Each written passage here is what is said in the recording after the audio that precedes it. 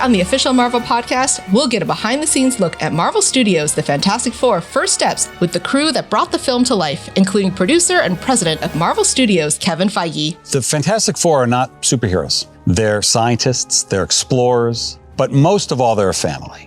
And that is what we want to see. And that is what we want to spend time with. And we'll hear from Marvel Comics Vice President and Executive Editor Nick Lowe and comic writer Joe Kelly about what makes a good Spider-Man story. The thing that I love so much about him as a character is like there's layers to the onion, right? It's like you can get pulled into this character so easily when you're a kid, and then you start to get, as you grow up, oh, wait, the relationship problems. Oh, wait, he's got real issues he's worried about. I'm Victoria Ying. I'm Ray Lowe. And this is the official Marvel podcast.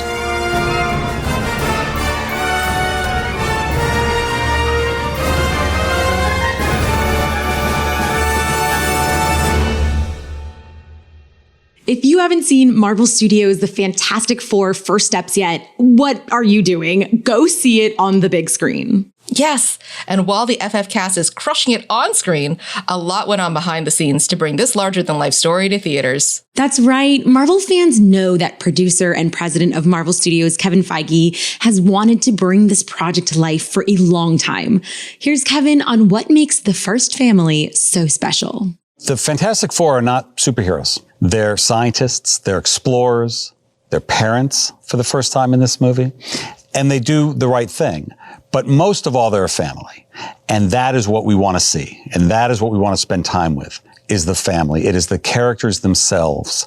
There will be spectacle. There will be stakes. There will be all sorts of iconic villains that we've never seen before from the Rogues Gallery. But really, it's these four family members and how they work with each other and how they interact with each other and how that dynamic is changed when a baby comes along. And Franklin Richards, Sue and Reed's child, is a big part of this movie for the first time ever. And anybody can relate to that. What happens if your parents have a child, or if your friends have a child, or how does that dynamic change? And there's a lot of discussion often that it won't. Nothing will change, and everything changes. And when you're the Fantastic Four and a world depends on you, and everything changes because of a child, what does that do? And what does that mean? These are very, very personal, emotional, relatable issues that the characters are going to deal with against the backdrop of amazing worlds and amazing action. There are no other heroes. There's no other history that you need to know about from other films. You go in fresh and you meet these amazing, fantastic characters and see where they go from there. Fans will be stepping into a retro-futuristic version of New York. Here's Kevin on setting the Fantastic Four First Steps in this era. This film takes place in a world where the Fantastic Four have been around for a few years and they have brought their level of hope and optimism and technology to their world. So it is a world that looks very similar to what we've seen before, but has this sheen to it and this optimism to it. Again, hope is such an amazing word for these characters and for this property that you will recognize elements of lots of different eras in our history, but they are blended together into something wholly unique in this, which is what we call this retrofuturism, a mid-century retrofuturism that could be in many different decades, but will, I hope, be as unique as any visuals we've ever brought to the screen before at Marvel Studios, and where you just see one frame of the cityscape of New York and go, oh, that's the Fantastic Four. Something as unique as we've ever done before. Visual effects supervisor Scott Stokdyk played a major role in bringing this alternate reality to life. When we're world building in visual effects, there's a whole spectrum of matching our real world to some futuristic or fantasy sci-fi world. There's a big spectrum of how close we are to our real world. And attention to detail is always really, really important in that world building. So the art department has established a baseline of what this world looks like, and it's in every little detail you see here. It's kind of like in the 1960s, if Reed Richards had come along earlier and and brought his take on the world and introduced that, what would that look like? And it's got this great sort of retro feel, but it's also got a forward-looking feel. And we take all those design elements from the smallest little planter or set decoration bit inside the stores, and that goes into our design aesthetic in post. When we have to do all our visual effects details, we refer back to whatever was built practically. And according to Special Effects Supervisor Alistair Williams, the production design is a big part of creating a 1960s feel. The production design is just outstanding. I think that's the most exciting thing. I think that's what everyone will talk about. It's just how you really feel like you are in the 60s, but with the nuance of having some technologies that surpass our own. I'm a big fan of films that are set in past decades. I really enjoy watching them. And I think people are really going to enjoy just how pretty this film is, and every single costume and haircut and vehicle and poster and just everything you can think of has had some sort of thought put into it to make sure it's set in this sort of 1960s future tech reality. And I've very much enjoyed walking around on the sets and just taking it all in. It's been a treat. Set decorator Jille Azis credits production designer Khosrow Farhani and director Matt Shackman when describing how the retro futuristic vibe of the set influenced her own work. Because we're making film in the UK, but the film is set in New York, we have to make a lot of effort to find the right American dressing, which can be quite challenging. And so I think that Khosrow, our production designer, and Matt set this film in the 60s, but with a very much a retro future feeling to it. So although some of the sets, like Yancey Street and Times Square to an extent, were based in reality, we then stepped off into more of a fantasy future world, which means it's more creative and we have more license to use extraordinary pieces of dressing and our imagination to think what the world would have been like if the Fantastic Four were in residence and how that would have affected the world. Quite similar to the way that the space mission in America affected the whole of the world in terms of, microwaves, the dried food, packaging, all sorts of technical advances. So we used the same theory that the Fantastic Four lived in the real world, but because of their superpowers, they could create a more fantasy world. Khosrow is very strong on color. He's got an amazing color sense. So he decides on the colors. He gives us a color palette, and then we play with that palette with fabrics and furniture and paintings and all of those things. But he really dictates the color, and it's his vision on color is very strong. In addition to the first family, we can't forget Herbie. Here's Alistair Williams on the process behind designing our favorite little robot. I think expectations and the reality of how big of a character he was going to be just grew and grew. We were given lots of freedom. We basically had to stick to the design of Herbie, but how we made him move and the axes, the production team was super collaborative, listened to any issues we may have had or restrictions and embraced anything that we could offer up to sort of bring him more to life or add more nuances and perks to his character. He's like one of the cast, and everyone that's been part of his build has thoroughly enjoyed it. He looks nice and sort of svelte, and he's got nice lines, and he's got that 60s design on the outside. But I think if people were to see inside of him, it's a different story altogether. It's a bit of a juxtaposition. Design and build was probably around 22 weeks. It was a bit of a tight time frame, but he pretty much does everything that we'll see him do on screen.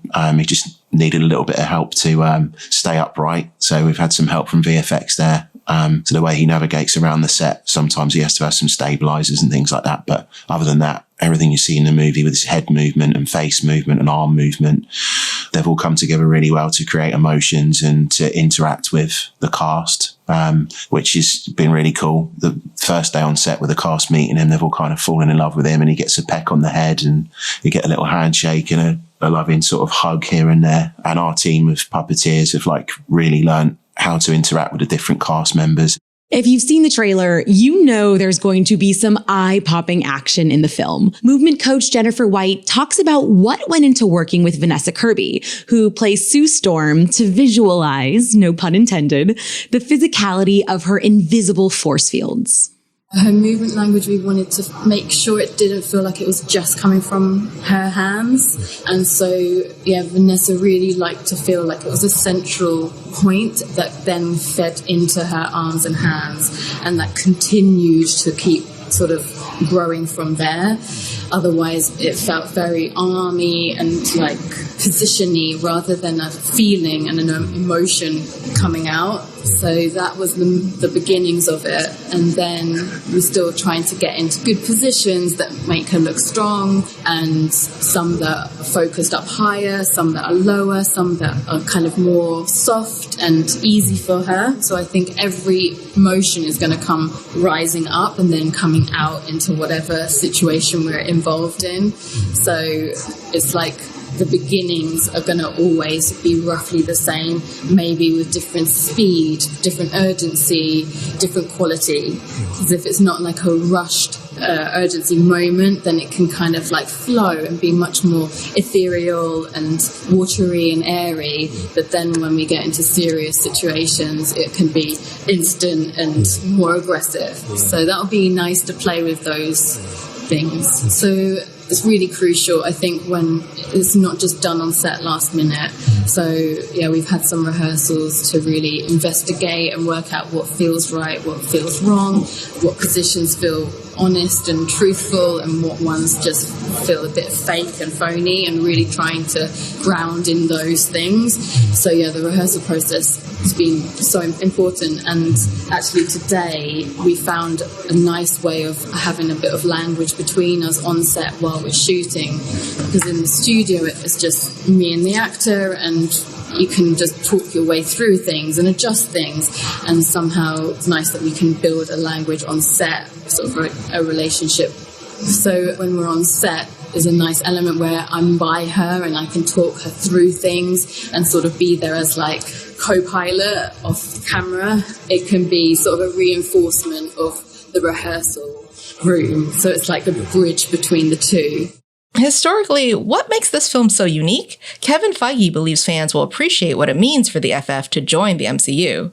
The Fantastic Four is Marvel, and Marvel is the Fantastic Four. It all goes back to these four amazing characters that really launched what everybody knows and loves as Marvel Comics. And Stan Lee and Jack Kirby had a chance, and they thought it was their last chance to do something different, to do something unique, and to do something that they wanted to do, which was make relatable heroes. And that is what launched the dawn of the Marvel Universe, which of course also then launched the Marvel Cinematic Universe. And it's amazing to be here now at a time where, for the first time ever, we can make a Fantastic Four movie at Marvel Studios. Marvel Studios' The Fantastic Four: First Steps is now playing only in theaters.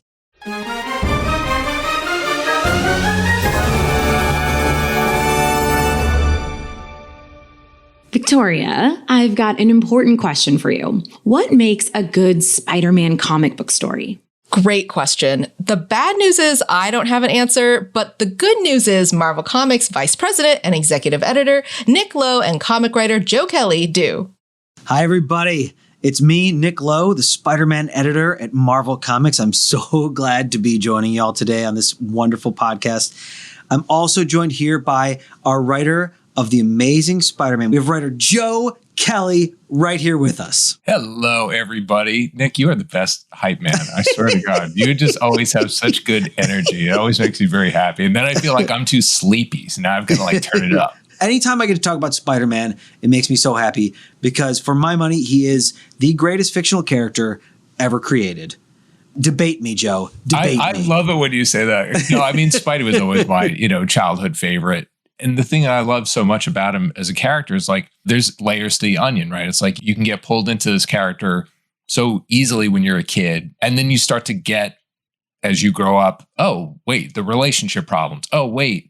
He's got real issues he's worried about. Aunt May is sick, or, depending on what era you're looking at, and you can follow him and he follows you in this sort of beautiful way. that I don't know that every other character does. I mean, there are other characters that I describe as like bulletproof, that doesn't matter how you play them, they work, which is kind of weird. Some characters that you can run the gamut. You put it in any setting at all. Super crazy, funny to like very, very deadly serious.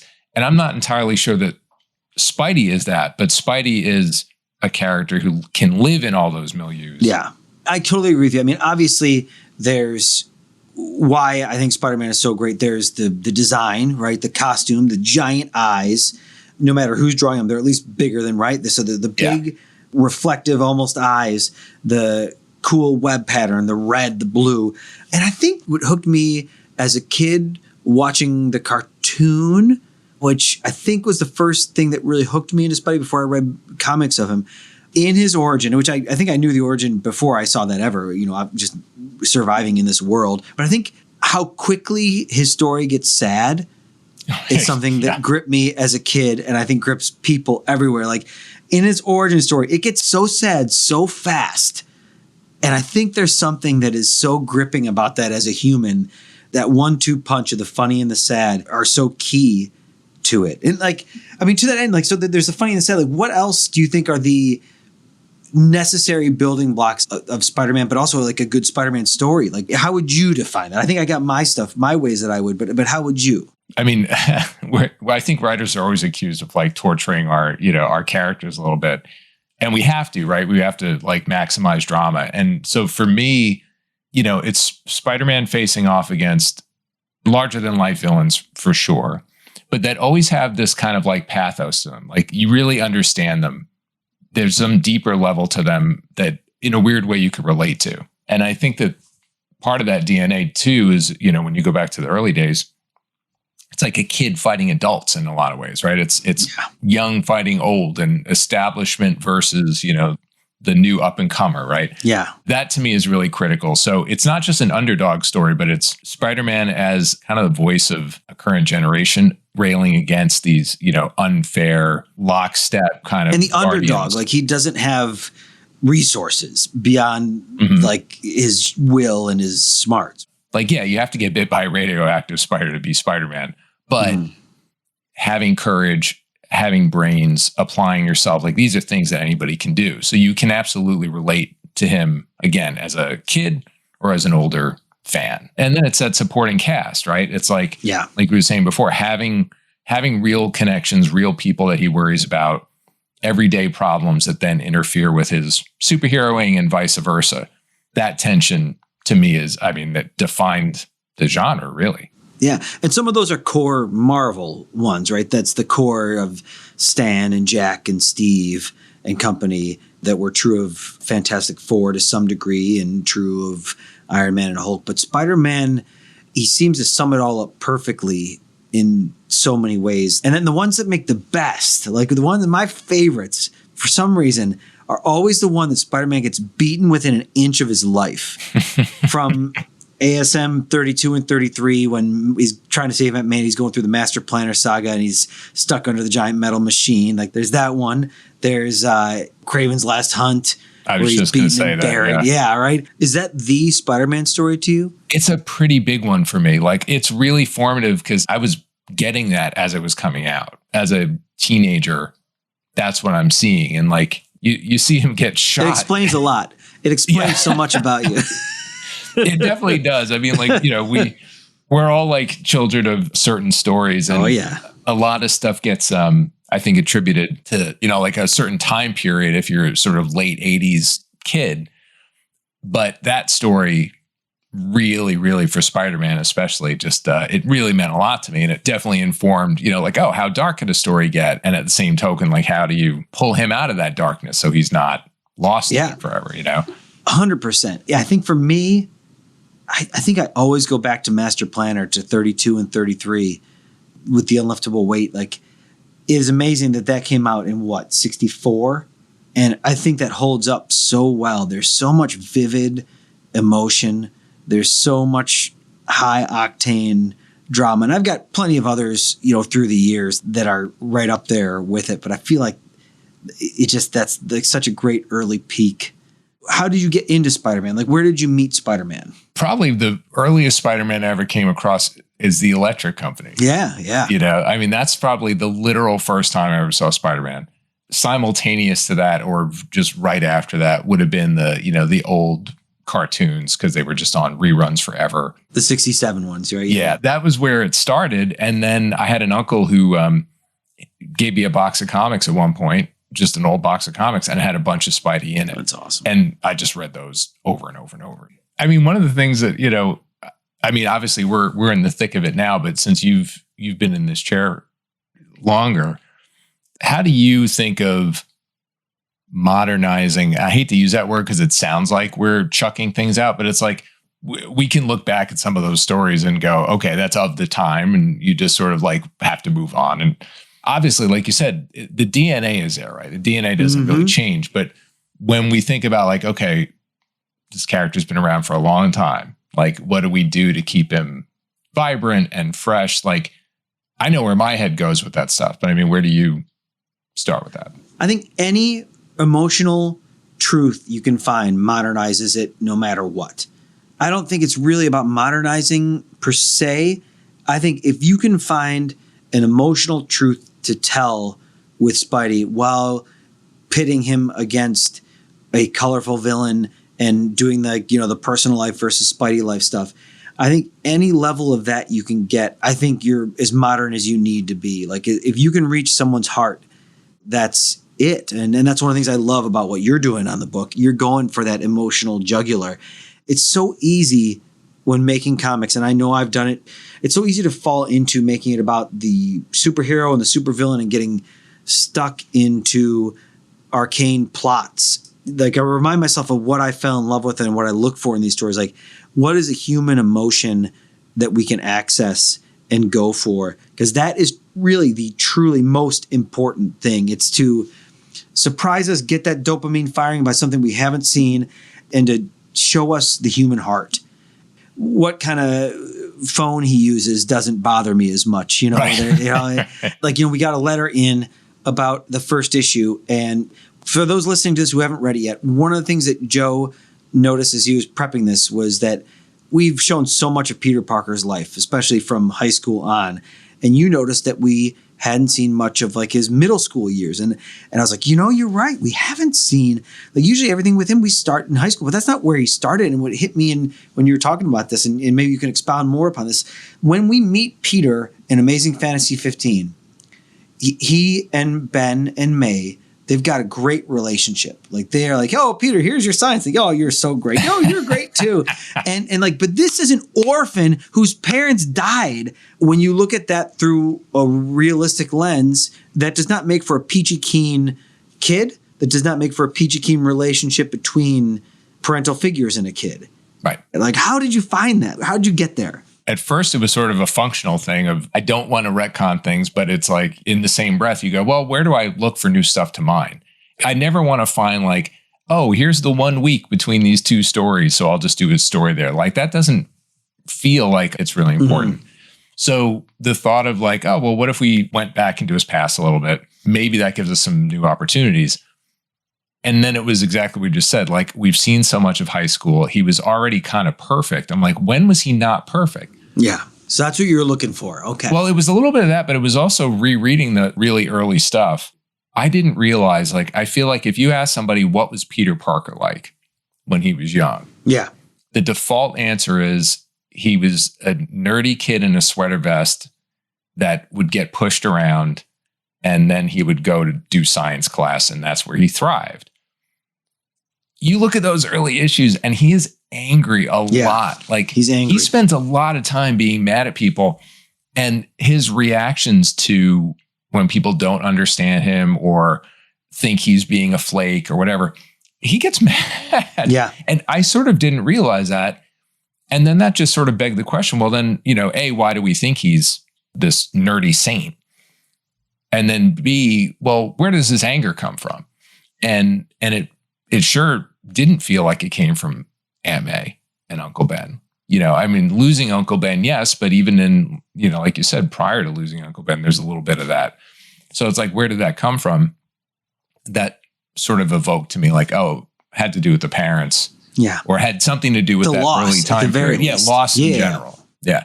You know, we were talking about how is Spider-Man a bulletproof character? I sort of think he is, right? Like he can be in the 1967 cartoon, you know, he can be like the Electric Company and the Spidey and His Amazing Friends, but he can also be super dark. We can go anywhere. And the other thing you could do with him is you could try to insert him into places and see what works and what doesn't. And at least part of it, to me, always works. Like we made him for over a year. He was the CEO of a corporation, right? And there's stuff we learned from it and it worked. And there's probably stuff that didn't work as much for other people. And that's normal and fine, but that's what you do as you're telling stories, right? You go out there, but you have to stretch him as well. Cause then like one, you don't know what you're going to find. You might find gold, but two, then when you bring him back, it feels fresh again for those who are coming along for the ride. And that's another thing that I love about working on these periodical comics, these regular coming out things, especially a freight train like Amazing Spider-Man that comes out twice a month, every month, is that you have to keep experimenting and trying things and seeing what you can find. And I love that about it. We are so lucky to have the jobs we've got and to be working with these artists and on these characters. And I'm so lucky to be working with you, Joe Kelly. Oh, it's such a pleasure. Same, my friend. Spidey's the best of them all. Sorry, everybody else. Yeah, I'm going to agree with that one. Sorry, not sorry. Just flip, baby. Flip.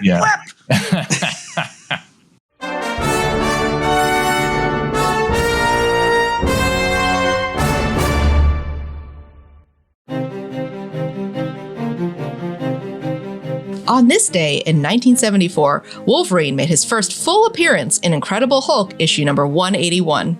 The character, who would eventually take pop culture by storm, was created by Len Wein, John Romita Sr., Herb Trimpe, and Roy Thomas. His debut story features a battle between Wolverine and the Hulk, and the Wendigo, a wild beast born from a primeval curse. The fight starts between the Green Goliath and the Wendigo, but when Wolverine leaps into action, the Hulk concludes that the little man with the sharp claws is trying to help him defeat the white-furred monster. No such luck. Wolverine is actually there because the Canadian military have their own plans. They want him to take down the Hulk. Wolverine, also known as Weapon X, is confused as to why the Hulk thinks they're friends, but he uses this knowledge to his advantage, letting the Hulk help him take down the Wendigo. This, of course, isn't the last time the Hulk and Wolverine find themselves in brutal conflict on the pages of Marvel Comics, but this three-way brawl is one for the history books.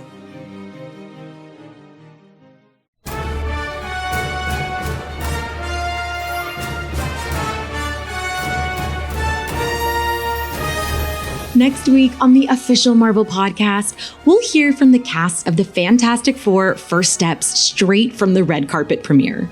That's it for this episode. If you haven't already, make sure to leave us a review wherever you're listening. It helps other Marvel fans find the show. Yes, and make sure you're subscribed so you never miss an episode.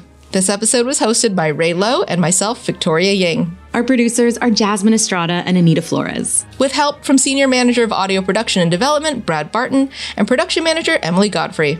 Mixed by Justin Harris. Theme music by Ida Akbal. Executive producers are Larissa Rosen and Jesse Berger. Thanks for listening. See you next week.